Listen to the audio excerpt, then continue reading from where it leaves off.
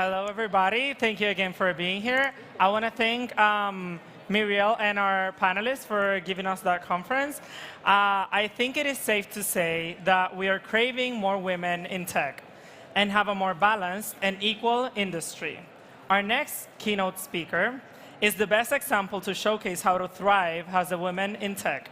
It is my great pleasure to welcome the fantastic Susanne Birgersdotter, serial entrepreneur from Sweden, founder of 2 tech companies and investment company, and nominated for the most powerful female founder in 2017 and 2018. Give her a big round of applause. Thank you. Okay, I will see if this one is working now. No. Are we working together? Okay, you have to wait. Oh, thank you. Okay, so this is me. My name is Susanne Birgersdotter. It's quite hard to pronounce if you're not from Sweden. I'm 45 years old, and when I was 38 years old, my daughter came home and she had a really hard time learning her math table. So, of course, as any good parent, I was looking for an app to her, and I couldn't find one, as we liked, that her teacher liked, and that her friends liked. So, oh, it's not working with me, okay. And before I tell you the story about the app, as when he introduced me and he said that I was nominated for the most powerful female founder 2 years ago, people were asking me, how come that you are nominated to Sweden's most powerful female founder? You don't have million-dollar companies, and you don't have like 10 companies that you are the CEOs of.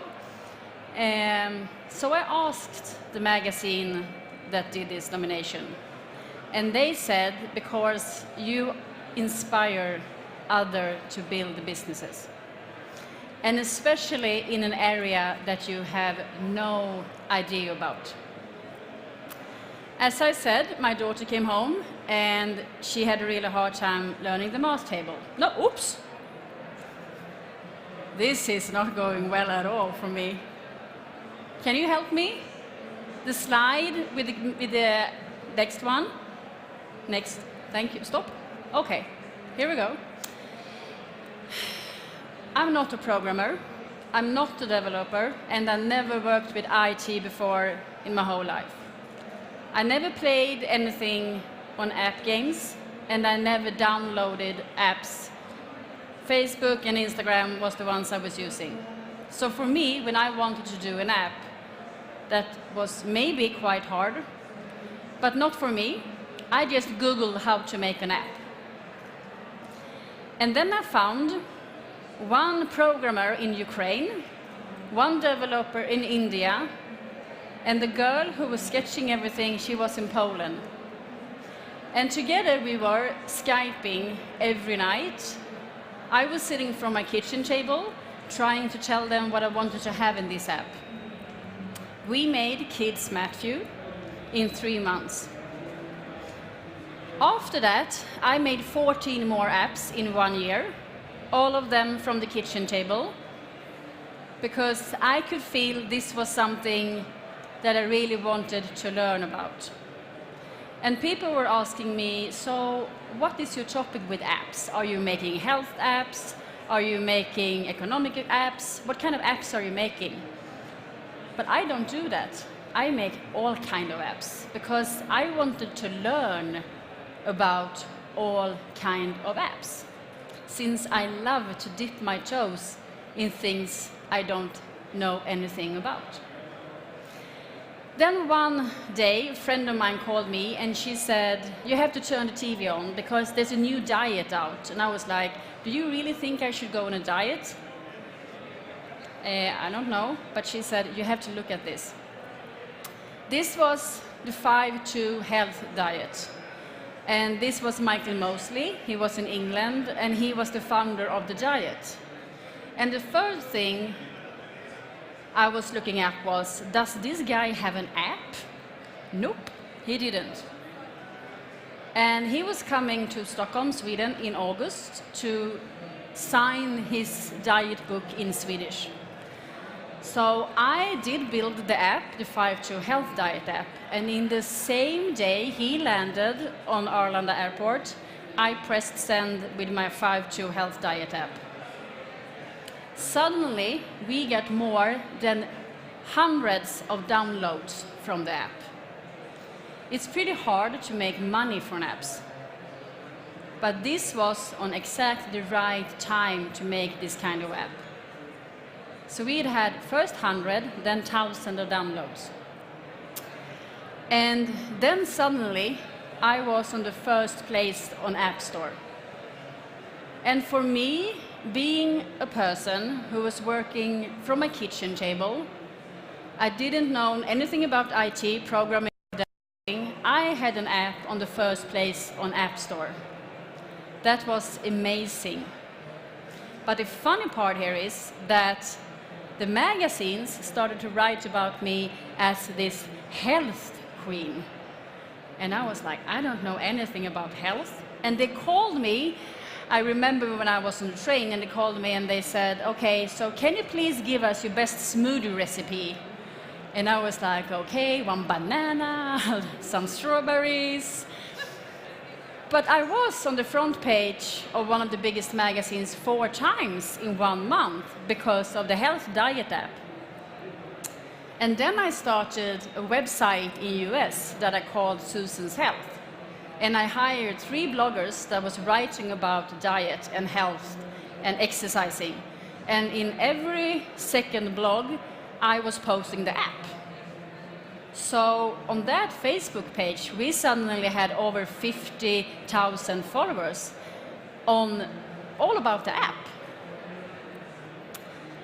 I just have to tell the guy over there something because they haven't started the timer for me. You know that? That you haven't started the timer? Okay, they don't care. So I can talk the whole day? Fine with me. Okay, so when I had my app company, I had more than 20 apps in the company. And then the programmer from Ukraine, he didn't want to stay there anymore. So he asked me, can I come to Sweden? Can you please hire me? And I did. So he and his family, they went to me and they actually stayed there for a while in my house. It was a bit crazy, but it was okay. And then we were sitting down and talking about, okay, so we actually had an app on the first place on App Store. So what's the next big thing here? And then we thought about maybe we should make one more app, but a game app. So what is most people like? We started to talk about. And most people like Monopoly.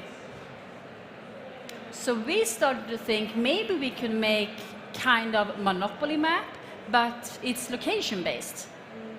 You know, if I'm walking on the streets and you have a hotel and I have a coffee shop, oh, I of course have to give you all my money because you have the hotel and I have the coffee shop, exactly like Monopoly.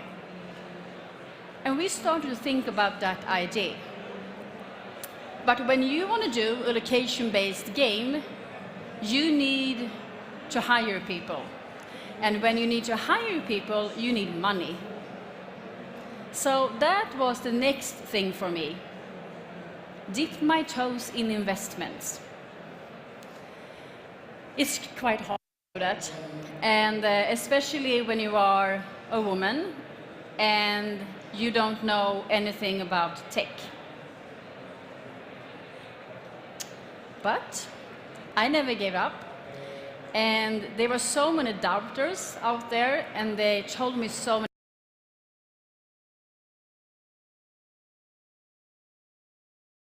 fashion, food. Because I'm a woman, you think I should work with skincare, fashion, or food? No way. I want to build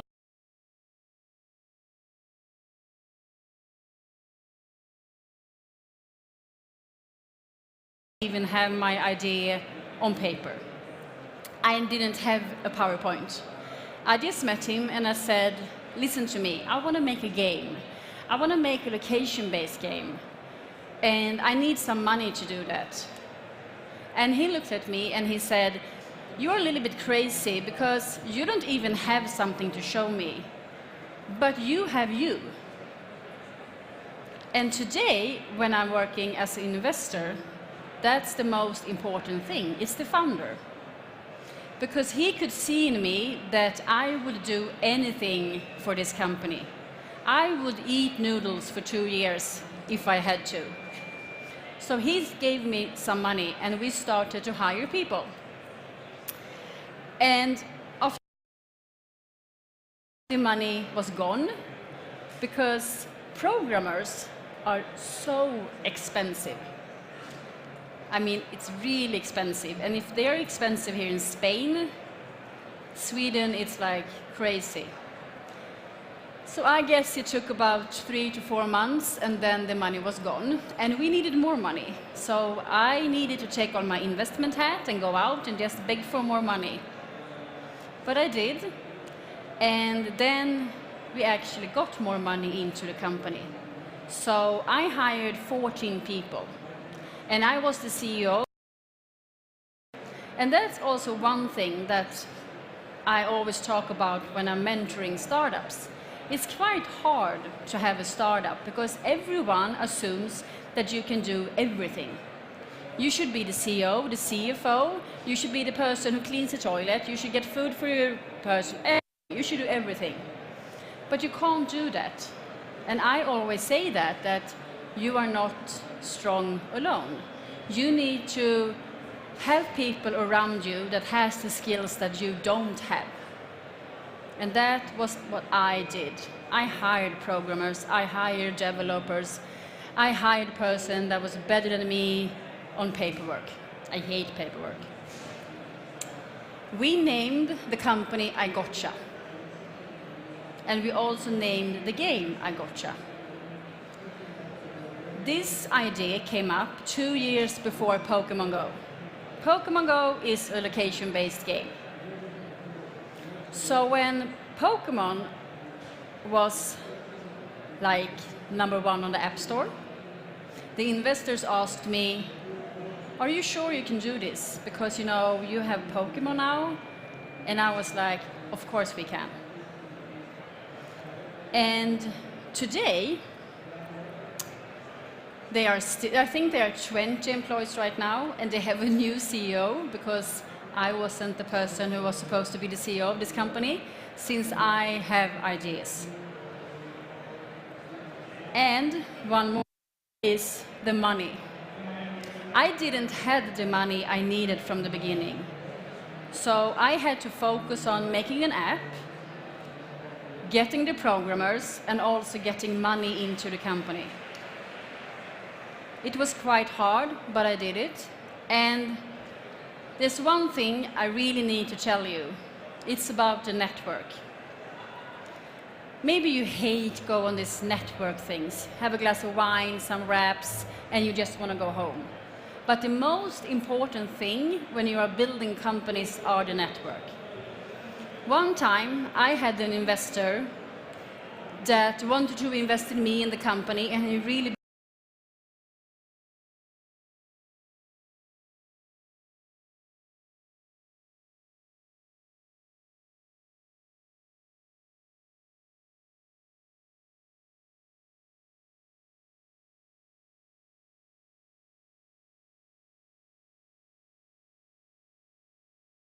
on the bank account.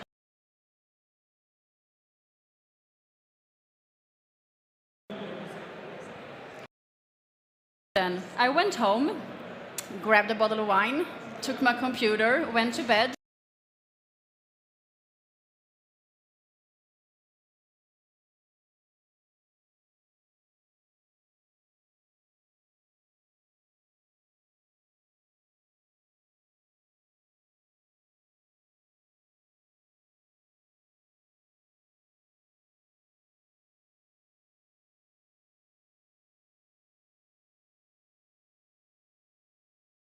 The biggest, greatest tech companies ever. Because the board had called me and they said, you have 48 hours to get this amount of money into the company, or we will shut it down. So in my mail, I wrote, you have 48 hours now to invest in this company. And then I pressed send. After 10 minutes, the first email arrived, and it was, I would like to invest. And then the second and the third. And in 48 hours, we have saved the company. And that was only because of the network. Network, network, network. Without the network, I would never survive. And today, since I have my app company, I have the game studio, and I also partner in the investment company, I travel around the world globally and speak about entrepreneurship and women in tech. I'm a mentor, and I also write a book. And all of this would never happen if this network hadn't saved me.